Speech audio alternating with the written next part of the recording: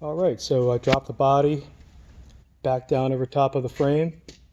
So the front body mounts, I did have to take out about another 1/4 of an inch behind the body mount on the frame. I needed a little bit more clearance, so I cut it out a little bit bigger, so if this gets powder coated or painted, still plenty of room. So I got the new bolts and the new bushings in. When I lower the body over the frame, I did have to move out the inner fender wells just a little bit to make way for that, to let that panel slide up in there. So it's really going to be undetectable with the trunk. Really, you really have to know your 59s to see that this upper trunk is higher than this body line here. So I tacked it in a few places, but before I tacked it, I kept the body on the lift so I could test the doors and look at the gaps, make sure our gaps are still good. See, I can open and shut. I already checked the driver's side also, but I know that's still good to go. So then I put tack welds on the panel onto the wheel well, just to make sure it doesn't let the body settle anymore. The rear taillight support that runs across here, I made out of 1/8 inch plate and 1 inch by 2 inch rec tube. Right here is a pretty decent view, but you can see the panel that I made to replace the stock one.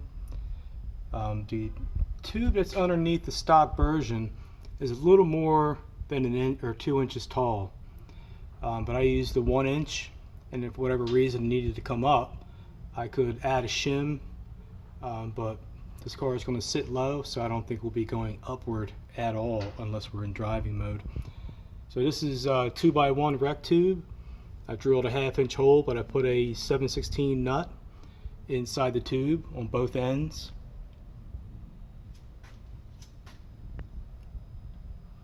So the body does have to come off one more time after I put the trunk and the floor in there.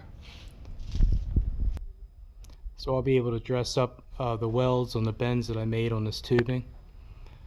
Try to round it off a little bit just to make it look semi-stock. I can't make it look exact, but structurally I think we're in good shape now. And for the next step is to put the trunk floor and the inside floors. So I'll do the cross members next, and then start dropping the floor in and add the 1 inch spacers for that. So that's the conclusion of the 1 inch body drop on a 59 hardtop. So next is the floors and the trunk, like I said, and I'll make some videos of that as well. Pretty stoked once those cruiser skirts are on there and she's sitting on the ground. It's gonna look good.